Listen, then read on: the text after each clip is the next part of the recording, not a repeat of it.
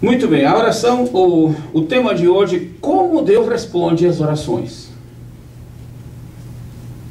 Interessante que Deus sempre ouve todo tipo de oração. A resposta é, em relação a isso, ou a pergunta é, será que Deus responde todas as orações? O que os irmãos dizem? Sim ou não? Estou surdo, não estou ouvindo nada. Deus responde todas as orações? Eu acho que sim. Eu acho que sim. Números capítulo 11, versículo 1. Deus responde às nossas orações e até às nossas queixas, às vezes.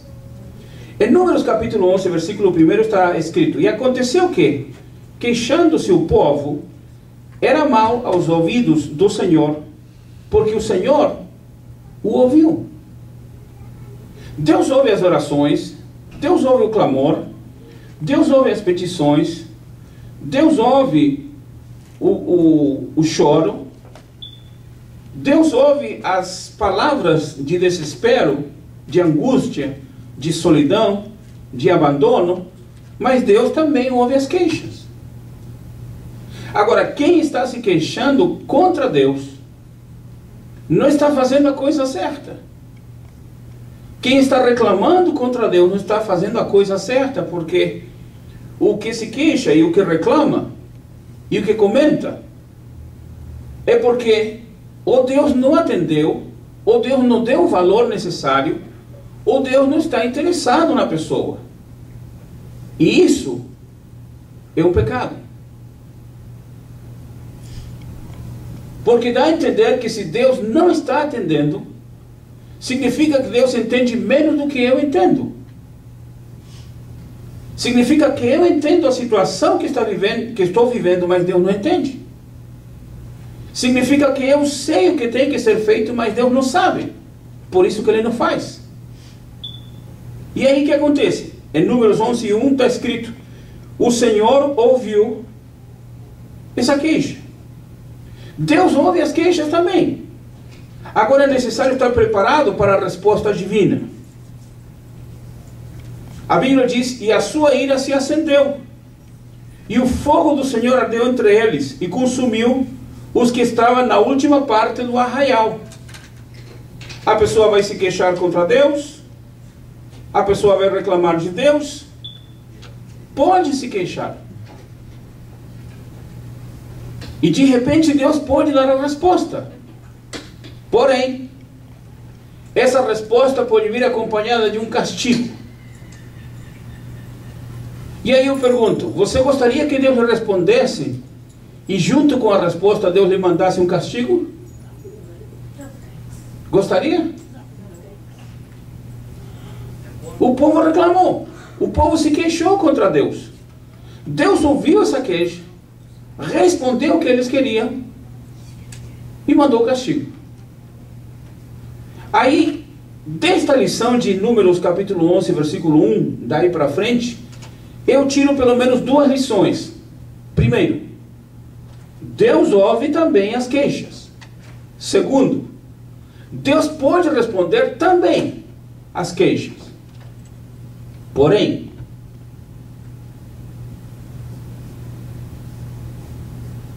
se Deus responde uma reclamação, é provável que Deus responda também, junto com essa reclamação, Deus responda a reclamação e responda dando ainda, além da resposta, dando um castigo.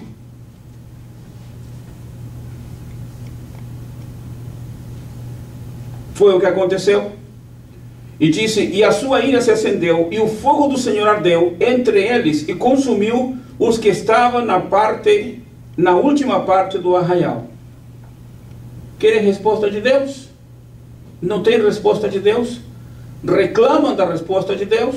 Deus dá a resposta e ainda junto com a resposta manda castigo.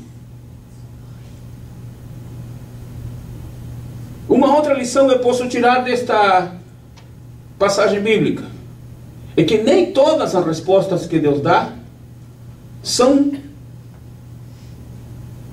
100% ligadas ao seu propósito soberano, divino, especial. há respostas que Deus permite que aconteçam para que nós aprendamos uma lição muito grande. Para que nós aprendamos a glorificar a Deus. Você sabe que os filhos de Coré, que foram músicos e que escreveram salmos e que glorificaram a Deus, os filhos de Coré são exatamente filhos daquele homem que foi morto por se levantar contra o homem de Deus, Moisés. E Deus acabou com Coré, matou Coré. E os filhos, como viram o fogo de Deus descendo sobre Coré, eliminando seu pai, quando eles escreveram salmos de adoração, de glorificação, de exaltação, de reconhecimento da grandeza e do poder do Senhor. É como dizendo, eu não sou tonto, não sou bobo. Se meu pai se levantou contra o homem de Deus e foi fulminado por Deus, eu não quero entrar nessa história. Imagina os parentes, os amigos de Uza, quando Uza foi segurar a arca e caiu morto naquela hora. Quem mais iria se candidatar para segurar a arca? Você seria um candidato para fazer isso? Acabou de ver uma pessoa morrer ali e cair fulminada pelo poder de Deus? Alguém vai chegar ali e dizer, eu sou o segundo? Nunca. Essas lições falam muito alto. O teimoso, o de dura serviço, como diz a palavra do Senhor, o coração duro, tem que apanhar. Porque dessa maneira ele vai aprender, ele vai entender. Se não quer entender pelo carinho, pelo amor, Deus tem seus meios. E o irmão diz, pastor, Deus tem os seus meios, também tem os inteiros. Não é só o meio, inteiro também. A resposta de Deus pode ser sim. Que bom quando Deus diz sim. A resposta de Deus pode ser não. Para alguns é muito triste quando Deus diz não. A resposta de Deus ainda pode ser ainda não.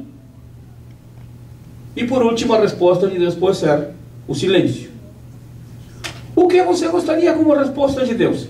Sim, não, ainda não e silêncio total.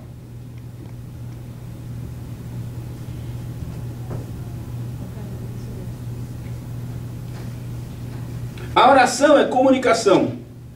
E de preferência deve ser um diálogo. Lembrando que o mais importante não é aquilo que eu estou pedindo. Concorda comigo? Mas aquilo que Deus está querendo me responder. Ou seja, o mais importante neste diálogo não é o que eu estou. De repente o Senhor disse, vinde e arguí-me. Ou seja, argumenta. Apresente seus argumentos. Tenha base sólida. Tenha condição suficiente para apresentar a tese que você tem. Mas se o Senhor não me chamar para que eu venha ou vá arguir, eu tenho que entender que estou em um diálogo com Deus. E neste diálogo o que mais importa não é o que eu estou falando. O que mais importa é que eu tenho que entender o que Deus está falando para mim. Porque aí está o segredo da minha vitória. Aí está a chave da minha bênção. A chave da minha bênção não é o quanto eu peço. O segredo da minha bênção é o quanto eu recebo. Amém? Amém. Não é o quanto eu estou falando, estou pedindo. Não, eu posso falar e pedir a noite toda, a semana toda, o mês todo, o ano todo. Isso não é o importante. O importante é aquilo que Deus está me respondendo. É importante ainda observar que a comunicação e o diálogo entre duas pessoas. Porém, não devemos esquecer que este diálogo é entre eu e meu Senhor. Eu sou uma pessoa, meu Senhor é também uma pessoa. Mas eu tenho que entender que não somos pessoas iguais. Eu posso até chegar e dizer, Senhor, eu sou o pastor Pedro Quezada. Eu tenho um curso de bacharel em teologia, eu tenho um curso de mestrado em teologia, tenho docência superior, tenho doutorado em teologia, estudei hebraico, estudei grego. Senhor, eu estudei filosofia, estudei psicologia. Senhor, eu pastoreei muitas igrejas. Isso vai influenciar alguma coisa? Deus vai olhar para mim e dizer, você realmente tem dedicado muito tempo. De fato, você tem estudado muito. Eu vou te dar uma atenção especial. Isso não influencia em absolutamente nada. Porque eu não estou falando no meu igual. Entre os homens, às vezes chegamos, eu tenho isto, eu tenho aquilo, fiz aquilo outro, eu alcancei isto, consegui aquilo. São status que nós vamos posicionando. Isso diante de Deus não vale absolutamente nada. Amém? Amém. Então é um diálogo. Não é monólogo. Monólogo é de uma pessoa só, falando. Muitos crentes, na sua oração, uma oração monossílaba, uma oração em uma visão de monólogo. A oração tem que ser uma visão de diálogo. 2. Eu falando com meu Deus e esperando que meu Deus me dê a resposta. Mas também eu tenho que entender que se é um diálogo entre duas pessoas, não são duas pessoas iguais. Não estou falando com meu irmão, não estou falando com meu primo, não estou falando com meu vizinho, não estou falando com o homem que vende laranja, não estou falando com o homem que trabalha na loja, não estou falando com qualquer um.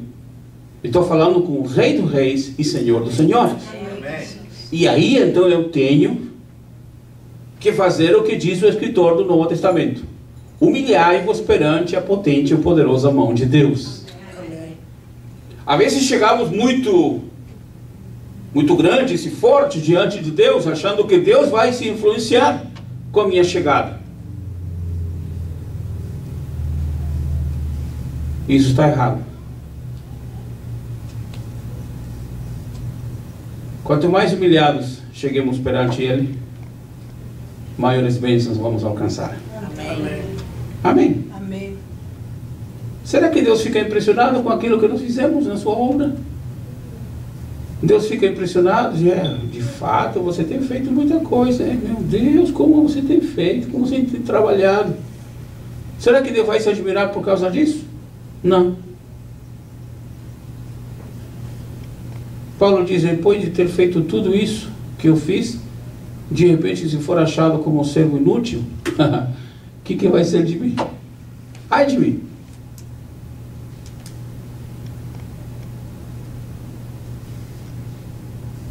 Se não for a graça de Deus, se não for a misericórdia do Senhor, se não for a bondade do Senhor, não seríamos nada. De que valeria meu estudo, meu conhecimento, minha experiência, se não fosse a graça do Senhor? Eu não seria nada, não sou nada, sem a bênção do Senhor. Amém. Agora, uma coisa eu tenho que aprender, e nós todos temos que aprender. Temos que nos humilhar, sim, diante de Deus. Nunca diante do diabo.